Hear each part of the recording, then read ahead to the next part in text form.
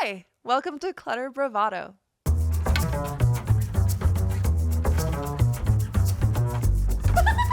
Yes, and it's the energy. It's not just about the stuff. So we should probably just get into it, right? Let's go.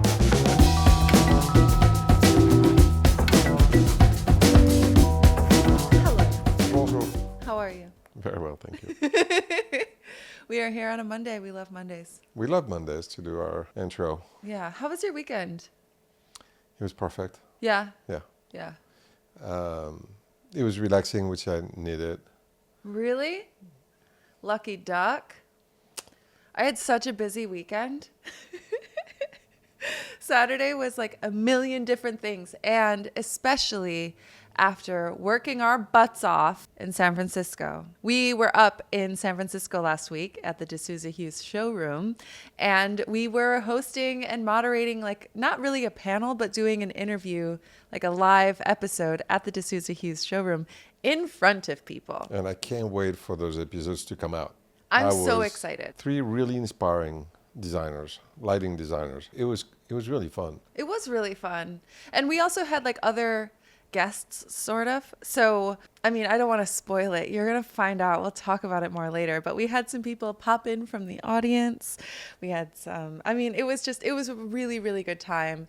And I had such a great time at the dinner. We did a dinner with, at D'Souza Hughes in the showroom. They set up a beautiful long table. It's maybe like 40 people, and lighting designers and interior designers, and a lot of our friends were there, and it was the meal was delicious too. Yeah.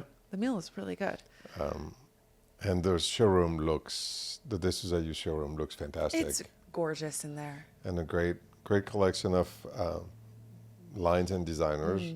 Kimberly Denman being one of them. We're very proud of that. And then being in San Francisco was nice. It was cold, a little rainy. Raining, but yes, absolutely. we didn't really impact me as much as I thought it would. It was fun. So this is the second time that we've gone to San Francisco together. It's my like 4th time in San Francisco ever. But I had a really lovely time, and I really like the design center there. I feel like, especially, I mean, the D'Souza Hughes showroom is spectacular. The layout is gorgeous, and their entire collection is, I mean, every single piece. I think I did the same thing that I did last time, where I'm like in there sitting it down. I'm like, ooh, I love this. Oh, I love this. Overall, in that building, I feel like there's just so much creativity that's happening there. And you ran into a bunch of your old friends, which was honestly really funny to see, because you haven't been there in Since how long? 08, 09. So Yeah. a few of the designers we saw I had not seen in, I don't know, 12, 15 years, something like that. But they've known me for 30. So this is what's really funny, is we would just be like having lunch or getting a coffee like in the main area of the building. So there's a big open area in the middle, and then there on 3 floors, the showrooms are sort of around that space. And there's a place to get coffee there. And so we're getting coffee or we're having lunch, and you're like, hold on a second, I see someone I know. And you walk over, and it's just, and here's someone that you haven't seen in how many years? So like 15 years? Yeah. That's crazy. It was so cool though. And I got I had the opportunity to meet them as well. And just people that have been in the industry for a really long time, who've been doing it, who are really good at it, who have clients that love them and they love their clients. Like I love seeing that sort of like veteran designer at work. Mm-hmm. It's really cool. And they're just, at the end of the day, they're passionate about it. And, their clients they've had for, some of them 20 years. So Yeah. they are just keep going, and they're finishing. Someone is doing a new house for them down here, which was really fun to listen to, and it was such a cool project. And it was funny, she found a photo of a chandelier she bought from my antique shop. That's right. Probably 25 years ago, 28 years ago. It was crazy. Blast from the past, but it was really fun. And at dinner, I sat next to Kathleen Navarra, who I've known for 30 years as well. That was incredible. But then we met, there were new people, or people that Christy Will was fascinating. You were sitting next to Geddes, which was great. He's an incredible architect and just an overall like fascinating person. So I really liked that too. That dinner gave us an opportunity to really connect with people. And when you have a sit down dinner experience, it's different than an event where you're just sort of like walking around and chatting with people or having cocktails or something. You're sitting down and you get to really dig a little bit deeper, which is something that you get to do here all the time. And I thought that, being in the showroom again for 2 full days, and talking to, we talked to, John Pomp, Yeah. Jonathan Browning, And Alison Berger. and Alison Berger. She was fantastic. She was Can't fantastic. wait. But it was Yeah. really fun because we shared experience, we shared ideas. It was really motivating. At least, it was motivating. It was also a little bit inspiring to be listening to them. Yeah. And you're like, okay, let's keep on designing. Let's keep on creating. We on the way home. So then, of course, we have like a very long drive home. And during that drive, what was really cool was we took so many notes of just like, well, I took so many. You were driving, but but just like things like when we were inspired by something, how to maybe implement that, or how we can continue to grow what it is that we're working on with the podcast, and also with my own design business, and then with Kimberly Denman, and just ways that we can sort of branch out and grow. It was such a fertile ground for that sort of inspiration. So I really appreciated that. That was wonderful. Ooh, speaking of, I'm working with a client right now that I'm absolutely in love with, who's so cool and so fun. And to really get creative from the beginning of a project is like, I'm so thrilled and I'm so excited about it. It's really, really fun, and really, allowing myself to apply the things that I've learned, to grow my own business, and the things that I've learned here and the things that I'm picking up in San Francisco, like to grow through working with clients. I am so grateful. Good. Yeah. Oh, that's funny that you said that, because this morning I woke up, I was like, you know what? Grateful is what I'm feeling. Yeah. And I want to keep that going. Yeah. Grateful and creative. And I guess, I don't know, maybe there's like a new leaf that's turned, because I think that I've been under a little bit of a dark cloud for a little while, and getting into this more like inspired and hopeful place really comes from like gratitude, and comes from staying open-minded, and also comes from the fact that I'm training for a half marathon now too. That's it. The runner's high keeps on going. Is it? Okay, people keep talking about a runner's high. I don't feel a runner's high. I really just feel tired.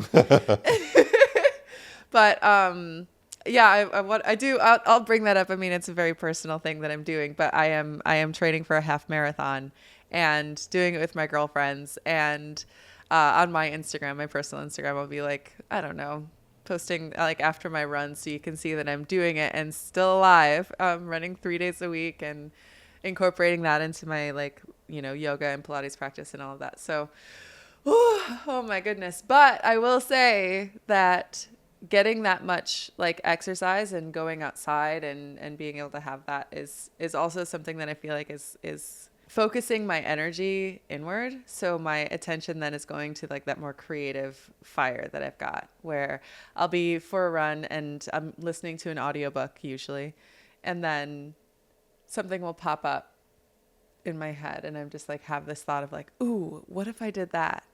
And then I get home and I can like write that down real quick. So I get these like really cool ideas. You know how some people get ideas in the shower? Yeah. I'm getting ideas on runs now. So it's pretty fun. I mean, it's neat. Like whatever you It's a healthy way to get ideas, that's for sure. Yes, it is. Painful way to get ideas. Because when you go to the gym like 4 or 5 days a week or something like that too. So I'm sure that that's where you're getting a lot of ideas as well.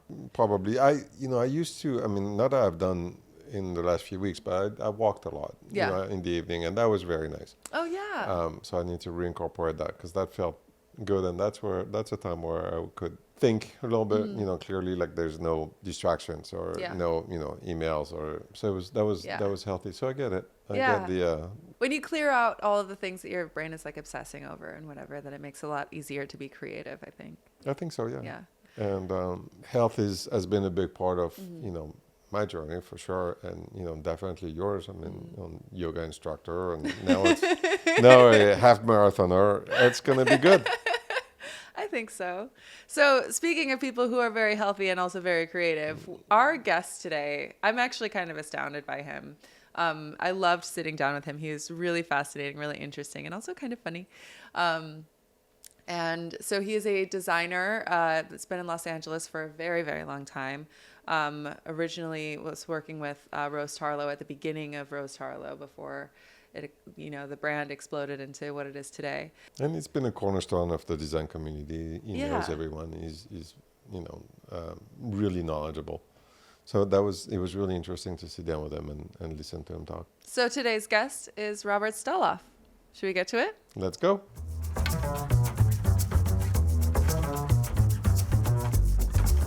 Welcome to Clutter Bravado. We are here with Robert Steloff. Hi. Hi, How are you? I'm well. Better for seeing you. Aw, thank you. So you are an interior designer, I am. and you have quite a bit of history in some legendary showroom action that was happening in Los Angeles. So you were with Rose Tarlow for 18 years? Correct. Amazing. And then started off on your own with Robert Steloff Design. So I'm really curious about your experience at Rose Tarlow and how that started. So that was quite a while back. It was. Okay, tell me how it happened. Fortunately, I joined her business in 1994. Okay. So it was during a time in the industry before any of the big guns got involved in mass production and fabrication and manufacturing. So it was still very organic and very small. Believe it or not, 5 people at that Really? time. Yeah. To such a point where we were moving things around in a moving van rather than an actual truck. So, we grew the business rather quickly during a time in Los Angeles that everything was being made in Los Angeles. And we had an elite pedigree of clients and designers from around the country. The old guard, many of whom are now gone, unfortunately. But it was great. We got to do everything from dealing with the workrooms and our finishers and our prototypes and seeing everything come to the floor and test it out in the marketplace. So in that, like, you're running a showroom. And so from the beginning, when you first got started working with her, were you working with her directly? I was. Yeah. Yeah. So when you first got started working with her, what were you intimidated by at first? I wasn't. Nothing? Were you just confident from the I beginning? really honestly wasn't intimidated. Oh, okay. So by you it. just walk in full confidence. He's a New Yorker. He doesn't. Oh, okay. Yeah, I wasn't really quite intimidated. Bear in mind, which Yeah. you probably may not know, but I came from the film and TV business. So Okay. I literally just transitioned to my absolute other passion, which was architecture and design at that point. Okay. I love that you said that because I Googled you. I Google all of our guests. And I saw this IMDb for a producer named Robert Steloff. 'Tis I. Oh, it is you. Okay. Yes. I'm glad. That's really interesting. There were like 3 big name films that you were on, I thought, or like more recognizable. I didn't note them though because I was like, maybe there's another Robert Steloff. Okay, tell me about that. I want to get into that. Tell me about your experience in the film industry. I was kind of born and raised in it. My mother was on Broadway. Okay. My father was a producer and distributor, so I was actively involved in all aspects of it. I was involved in production, distribution, exhibition. We had acquired the Landmark Theater chain at one point. So, wow. in the late 80s, I had produced a television movie called Stagecoach, which was, really one of the great projects because, of course, it was Willie Nelson and Waylon Jennings and Krista Sofferson and Johnny Cash. So that was wonderful. Wow. Again, the passion that you have in the film and TV business is really not any different than the passion that one sees and gets to experience in our business of design today. Yeah, I feel like the bridge there is when you have an idea of something in your mind or how you want to tell a story, you can do it in so many different ways. And so that's why, like, I'm a multi-hyphenate artist. I do a lot of different things, and I'm creating things all the time. And it's because there's something that I can visualize or something that I can see that I want to make into reality. And through architecture and design, you have the ability to do that within a space, or creating a space that people can live in and like have a story, have an experience there. And in film, you're creating something similar, but for an audience that might be sitting outside of it and wanting to immerse themselves within it. Completely. I Yeah. mean, we are storytelling. Yeah, exactly. You know, we are just telling somebody else's story. Yeah. And trying to make it the best story and best version of it they can live in. Yeah. You So know? what inspired you to leave the film business then? You know, during that time, it was not unlike today in our business or most businesses, but it was the early 90s, and you know, Wall Street was getting more involved in the film business and trying to match projections and trying to create margins based upon a publicly held company, which we were. You know, you lost the art in the in what you were doing, and finding material, how you produced material, how fast you needed to make material and get it to market. And I didn't fall out of love with it, but this was an industry that I'd always loved and was supposed to go to school to become an architect. Never did, and it was the time, Yeah. you know? Yeah. Do you feel like that same process that's happening with the corruption of the heart of the film industry, that's happened in interior design as well? Completely, Yeah. completely. Go into that. You know, I think that fortunately we have some fantastic interior designers today. I think we have a better collective pool of designers today than we did many years ago. And I think as a result, it's probably much of it is either social media, unfortunately, and exposure, and what we have at our fingertips readily available. However, there are just so many people that are copycats, and we have a lot of companies that have harmed our business, and they've harmed the creative experience. So by the time we make it to market with smaller materials and or pieces, they're already out in market because somebody has sourced it. Yeah. So, you know, it's piracy, Yeah. essentially. Yeah. And that's always happening in film and TV. Completely. Completely. Yes. But what's interesting, because you don't know that, but Robert started on Melrose Place, and Yes. we went there. Yes. And try to give it a, because I agree with you that now there are some incredible interior designers. The talent was there, but I think that there was an energy in the 90s in LA on that little street that was just magical.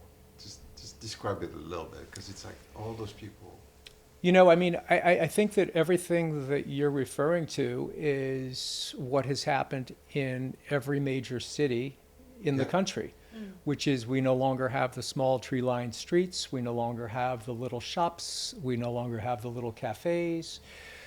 Every aspect to society has changed, you know, how we relate, how we might meet for a cup of coffee, how we might meet for a drink.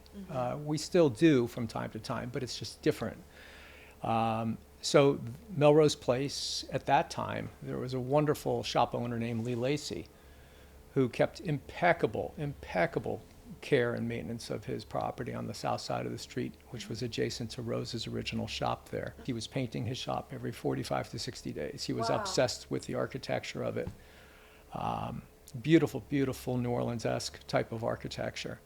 But nonetheless, you would visit shop to shop, and the experience of it was something that had a romance to it. And I think that we have lost romance in terms of, It's what we miss. you know, that's what we have lost, generally speaking, as a society, you know. Totally agree. And to me, that's a big failing of modern day culture.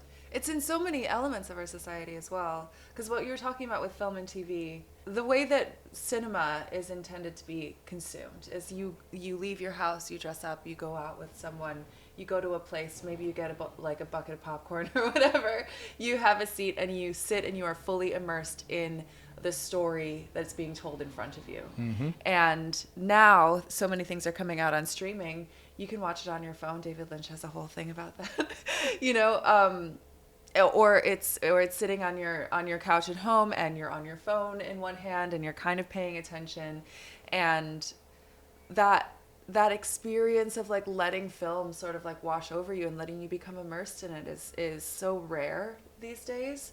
And it's that with what you talk about with furniture as well, because you're doing so much shopping online and you're sitting there like, maybe, I mean, you can look at the measurements of something, but you can't touch it, you can't sit in it, you can't feel it. So even though you might understand that like the pitch of this chair is exactly what I'm looking for, when you actually sit in it, it just feels wrong. But until you go to a showroom, you talk to someone, you have that experience, which does feel romantic. You're actually being present and you're living and you're letting this be a part of the life that you have.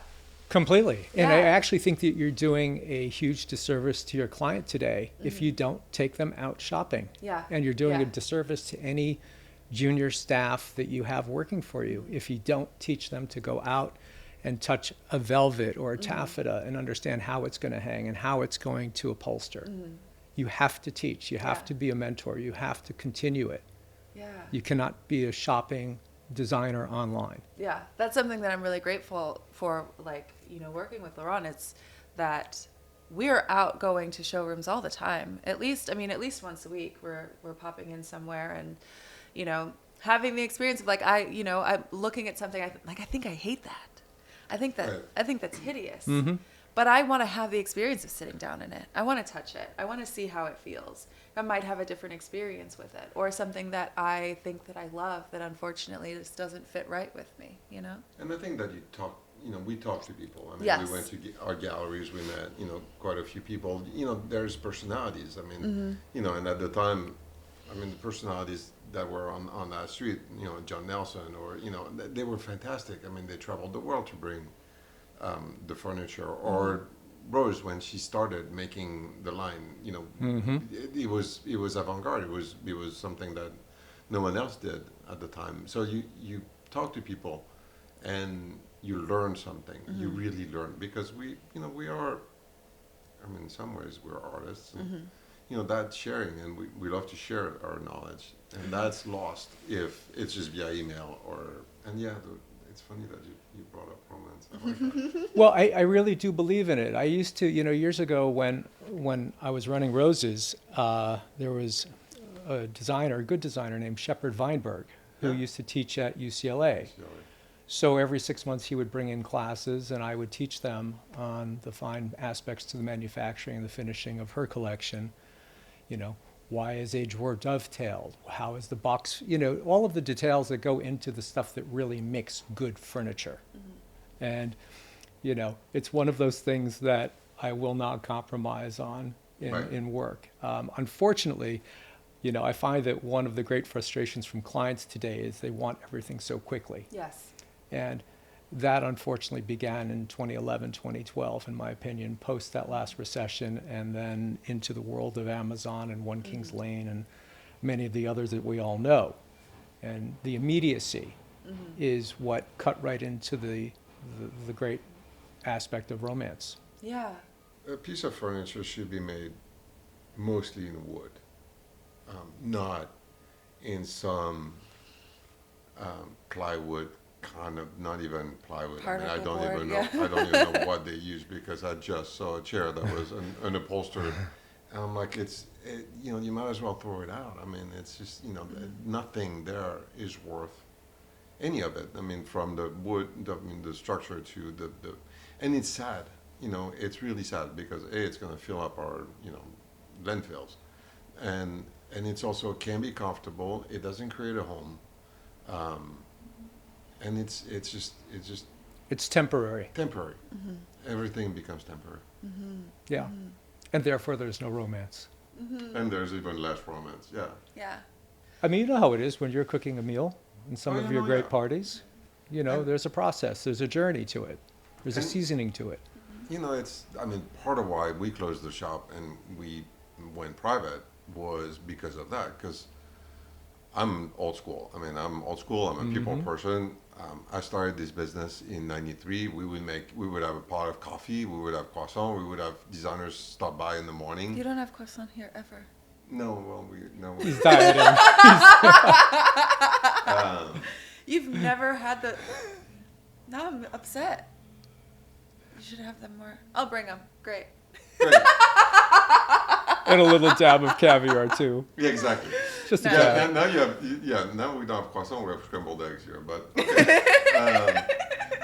But it was fun. It was, you got to really connect. You got to, listen to what people needed.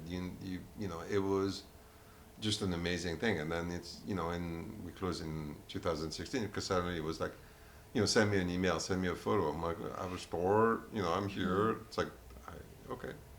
So we lost a lot of that, and that I didn't like at all. So that's why here, being able to, show clients our furniture, cook, have that romance is fun. It's an experience. Yeah. Yeah. I mean, whenever you come here, I'm not saying it because we're here on the podcast, but it's an experience. You're in a very different type of romantic, wonderful, beautiful setting. And, one of my favorite parts of work is being in the workrooms. Right. I Yeah. love it. There Yeah. is, you spend the time, you give birth to something, and, it might be lighter, it might be darker. You might want more wire brushing or less wire brushing. You might want a step detail or not. But it's the process. And that's the process you don't get when you're shopping the retail types of places today. Right. Do you feel that that we are sort of experiencing a window of opportunity for that to have a resurgence? Or do you feel like we're sinking more into the technology-based lack of sensory experience with furniture? I see a lot of really great furniture designers and textile designers that are forging forward and building really great companies. I don't know to what extent they're being supported by the public or by the end user client as they were 12 to 15 years ago. However, I think couture is couture. Always will be, yeah. And I think that we're just constantly changing, Yeah. For the everyday consumer too, especially if people don't have the kind of budget for custom piece of furniture, it can feel like its own luxury to be able to get something that's in the hundreds for a sofa that you can buy on Wayfair or whatever. completely. Yeah. But I do feel like that isn't something that should only be reserved for the very wealthy. It should be something that like department stores. Right. There are no department stores anymore. The few that there are, it's awful to go in there, but they have very little. And anytime that there's something that you really want, they're like, oh, we have it online.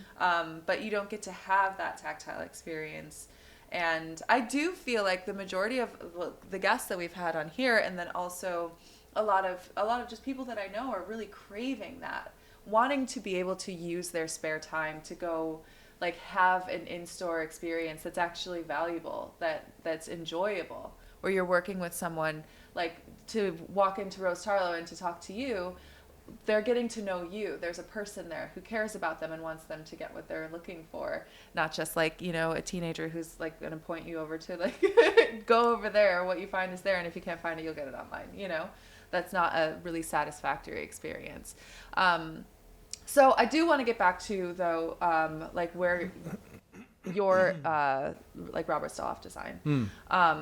So when you first sort of branched off and you got out of the showroom, what was it like working with your first client on your own?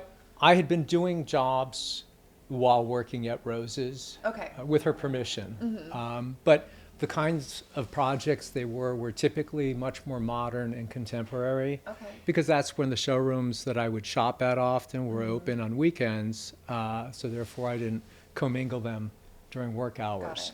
So, as I transitioned into that, the client was the client. The client never really changed. The design client versus the designer as a client. Yeah. They never really changed. Interesting. So I was able to kind of morph into that and transition into that, because there was just so much after 17, 18 years of being there that you learn either from what I consider to be one of the great masters in Rose. And then of course some of the really great designers like Paul Vincent Weissman or Stan Topol. I mean, Marjorie Shushin, all really great AD 100 interior designers that they had spent 50, 60 years of their life doing this. Just amazing, amazing projects.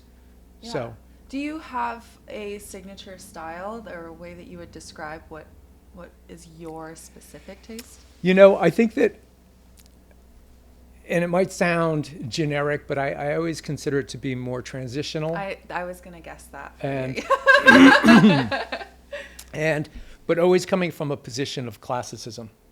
Interesting. I always think that great work, great pieces come from a classical, great piece of structure and design. Yeah, yeah. And then how that unfolds into modern day, because typically people want modernism. But I draw a distinction between modern and contemporary and transitional and modern. Yes, okay. As Yes, we absolutely. unfold into each of the different areas. Yeah. Contemporary being much more antiseptic and cold. Yes. Modernism being a little more approachable, and transitional being something that is blending of all three along with some traditional.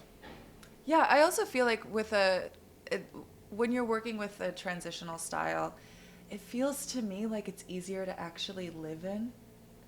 There are Completely. there are modern spaces. Like, I would consider this to be very modern, but it does have touches of antique in it, and it's really, it's beautiful, very easy to live in. But there are some contemporary spaces that feel so, like you said, antiseptic, that from the outside it looks really beautiful, but I wonder how it would feel to actually be in that space. And I'm like, obviously there's the client for that, but do you feel like there's sort of a trend that's like leaning more into that? Because that's sort of what I'm seeing a little bit. I do. Yeah.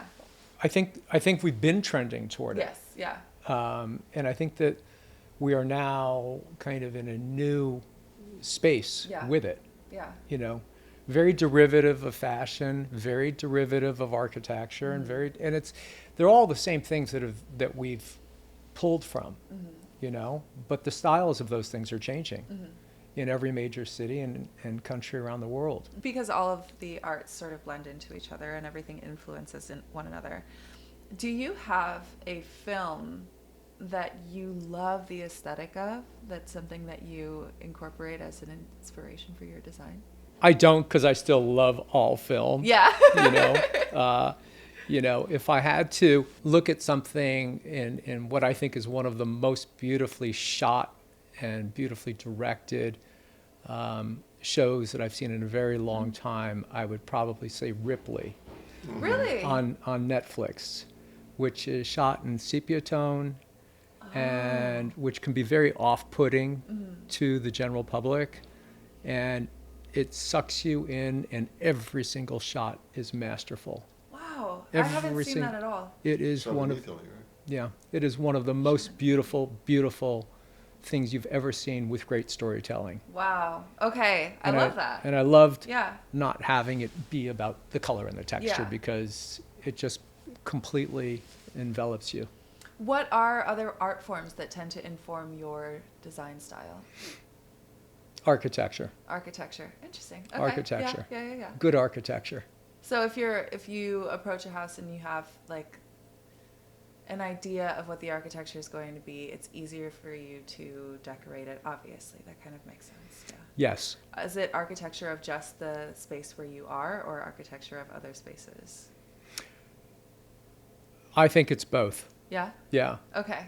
Go into that more. I want to know more about it. It's interesting. It's funny that you say that. I had done a project in Holmby Hills a couple of years ago, and I didn't even realize the subliminal aspects of why I was so driven toward hexagonal tiles in this bathroom. And then as I went back to New York, I had realized that there were the very hexagonal stones that align Fifth Avenue and Central Park West that are on the floor. Okay. And they so heavily influenced me, And when you realize that we are creatures of our surroundings, whether it's relevant today or why you can't quite figure it out, that was something that struck me. Yeah, you're pulling just at things that moment. subconsciously all Completely. the time. Yeah. I just think that great scale, great architecture, great juxtaposition is something I am very studied on and very studied in. And I just appreciate it immensely. Yeah. Because I understand how you got there and what it takes to get there. Yes. And it's not quick. Yeah. So, It takes some time. It takes some seasoning and some marinating. like anything good does, you know? Exactly. I think that anything that is worth having is worth waiting for. I agree. Yeah. Wholeheartedly. Definitely. Okay, so okay. When I went to Google you, there is very little that's available. Now, I'm glad that I found the IMDb. Okay. I didn't think it was you, but I found it. There is literally just your Instagram and your website and maybe an old LinkedIn profile. Why? Tell me about that. With your internet footprint, is that something that you want to keep really small? It is. Okay. It's I believe firmly in showmanship. Yes. I love showmanship, but I also think exposure and overexposure is something that is not something that I'm too fond of. Yeah. I believe in oversaturation. I think too much of anything isn't a good thing. And I think we're living in a world of too much Yes. and excessiveness. Yes. And it's like the company we keep and the friends we have. I think that mystery is a good thing. And I like to treat my own life and my own friends and my own family and my space in the same way. That's something that feels like a privilege of those who didn't have to do it in order to build themselves or to create their careers. I think that right now, like I'm in my late 30s and I'm on my probably 7th career, maybe 5th, whatever. And now, because social media is such a pinnacle, it is like the most important part of marketing yourself these days, unless you are, paying a PR company for it. But if you want to put yourself out there at all, you have to use social media these days. And I find it frustrating. I also kind of like it because I've gotten used to it because I do it a lot. But for you, when it comes to like finding new clients and people knowing you, it's really just through... It's all referral. All referral. It's all, well, Yeah. I would say the majority, 95% of it's referral. Yeah. Which I love. Yes. Yeah. Because that means that the reason why I was referred is based upon either a space they've seen and or through the reference of the prior client. Yeah. So they've already gotten to know me before knowing me. Yeah. And that's a good thing to have, Yeah. And also that there's something that's really lovely about that too, because it's your client speaking about you in a positive way. Hopefully. And Yes. most of the time. And then, on social media, it's you telling everyone about you all the time. Like it's a very we have a very self-centered society right now, which is really heartbreaking. It's so sad. I don't want any part of that. I've actually purposefully stayed off social in the last 2 weeks since all the fires. Yeah. I just didn't think that it was a time to post. I agree. I didn't think that it was a time to promote.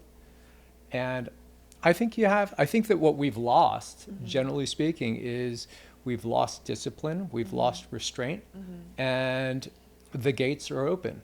And while I acknowledge it and I appreciate it for what it is, I don't want to buy into that. I understand, yeah.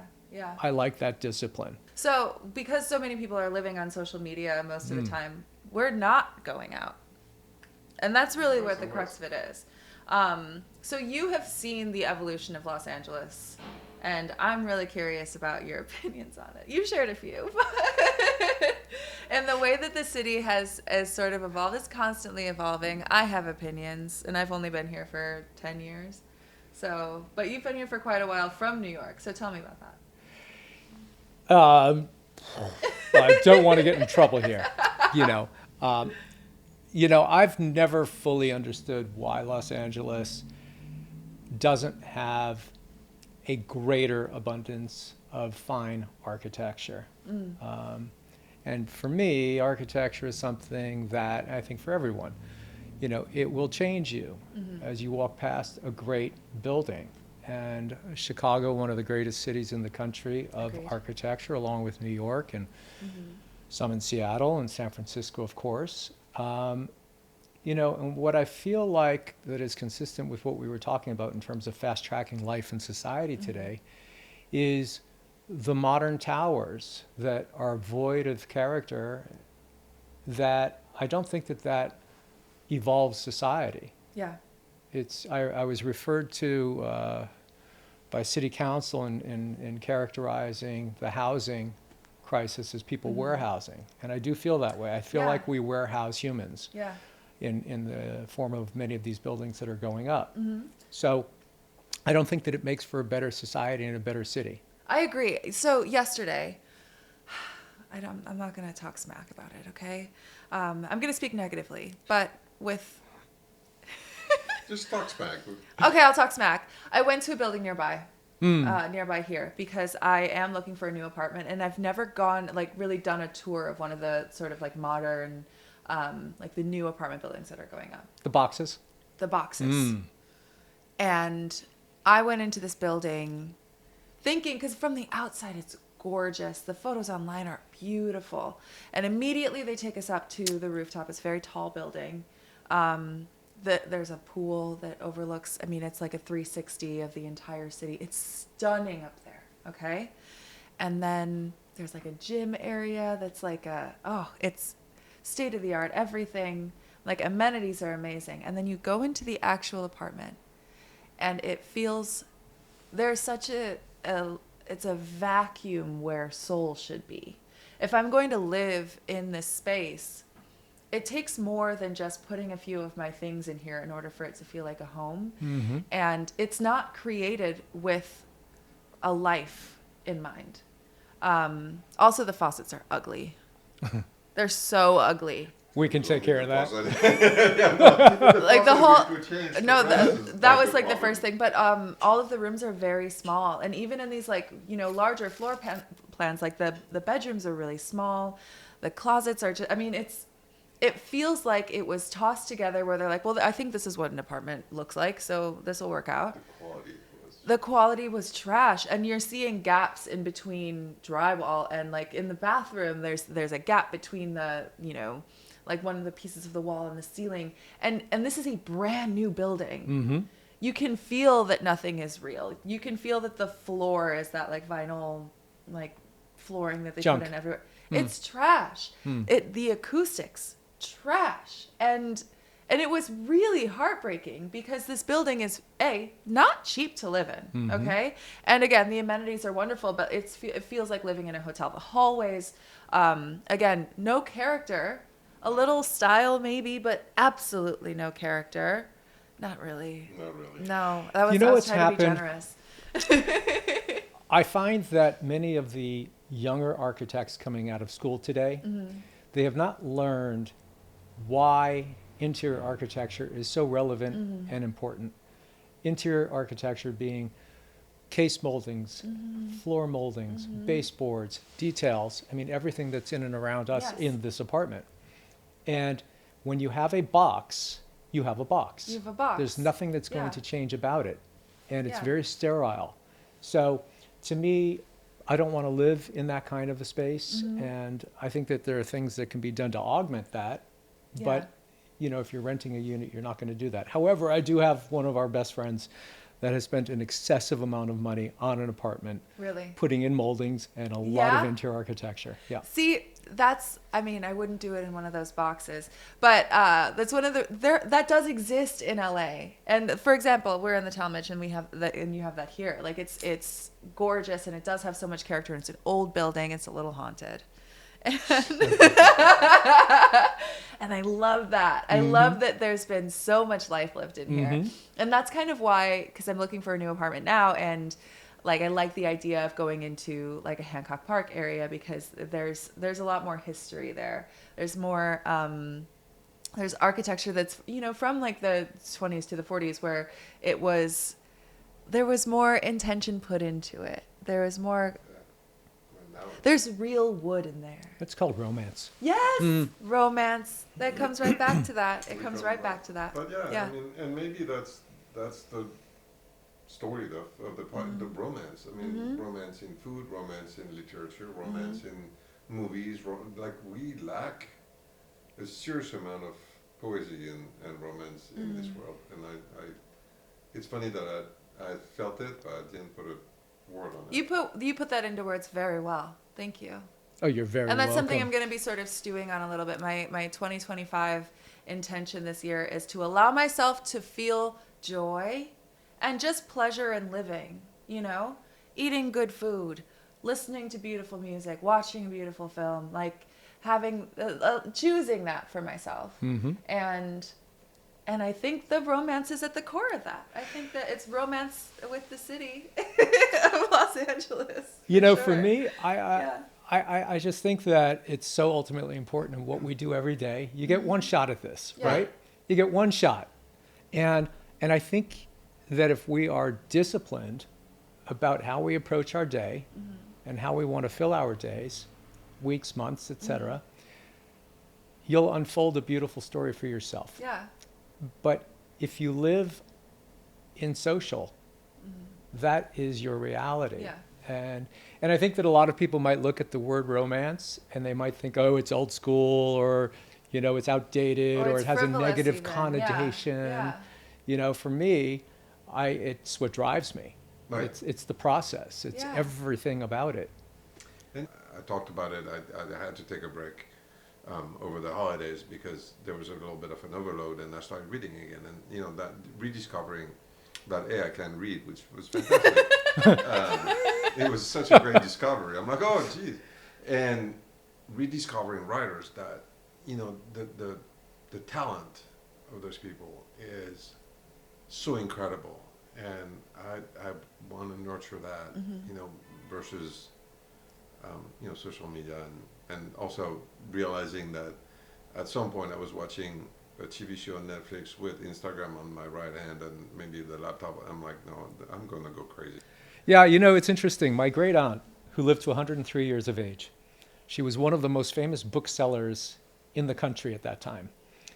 And she had bought a 5-story brownstone on 47th Street between 5th and 6th Avenues, right in the middle of the Diamond District. And she stood 4'8". Every single floor with the creaky old floors had something different. One floor had old antique postcards from the late 1800s and 1900s. And when you look at the span of what she got to see, you know, it was truly amazing. And I don't want to lose that sensibility Yeah. about Right. how we live our life. Yeah. And I think it is old school, but I think that there's a pendulum, there's a middle ground that needs to be, you know, brought back. And I think it's a healthy switch back to being able to just enjoy. Maybe, I don't know, it's not even simpler. It's just, you know, pleasures that have been around. We don't have to always look for the next thing. Yeah. And it doesn't mean I'm not interested in AI or crypto. Right, Yeah. exactly, yeah. I'm very interested in Yeah. it. You know, Yeah, no, it's I not just want to being- hang on to the vestiges of yesterday also. Yes, you need to have something that keeps you grounded. Balance and and harmony. reminds you that you're a Balance and human harmony. being who's living on a planet, you know? Like, I live on Earth, and like I love putting my hands in dirt. I have to. If I don't put my hands in dirt occasionally, I'll lose my mind. It's called getting dirty. I know. For I good have reason. To.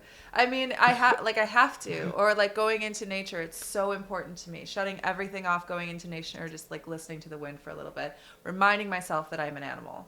Do you know that you're I do. a mammal? I am. Yeah, I'm fully aware of it. you're a mammal.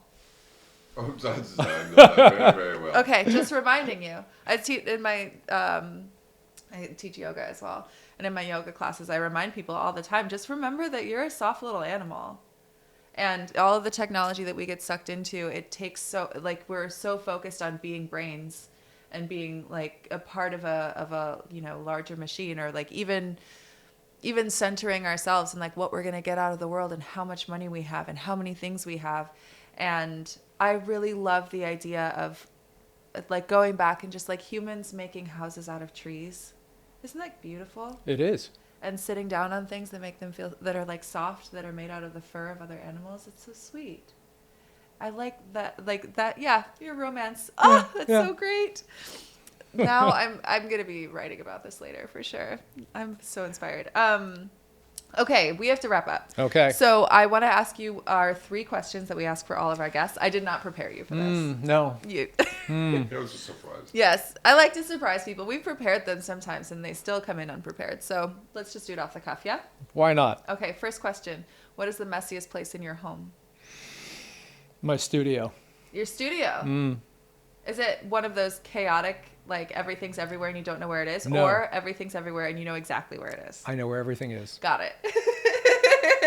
Completely. Do you I ever, function best in that Okay. way. So do you spend time like organizing it and getting everything in order and then it's all messy or all over the place? Or do you just kind of maintain the chaotic mess? I maintain it. Every day gets a Got it. reset. Great. Great. And that way I can mess it up all over Yeah. again. How fun. That's the creativity that exists in interior design that I love to hear. Yeah. Okay, second. What is your favorite place, either in your own home or in a home that you've designed? In our own home, it would probably be our terrace. Because we live in a small home, but it transitions from the interior to the exterior quite nicely What area? in West Hollywood. Okay, yeah. So we're inside, outside. We live inside, outside constantly, Oh, I like that. daily. Yeah, Yeah. that's great. So that's my favorite space. Oh, beautiful. Okay, our last question. When you walk into a new space, what is the first thing that you notice? The architecture of the space, The architecture of the space. scale, proportion, Yeah. rooms, Yeah. You notice whether there's molding or whether it's just a box. completely. Completely. That's fantastic. It has been so nice sitting down with you. We're gonna have lunch too, so we'll have more of a chance to chat. Bravo. I but- love that. Yeah, thank you so much. You're I'm so welcome. inspired, and yeah, romance, bringing it back. It was inspiring. Thank Yes. you very much. You're welcome, Laurent. Thank Thank you. you.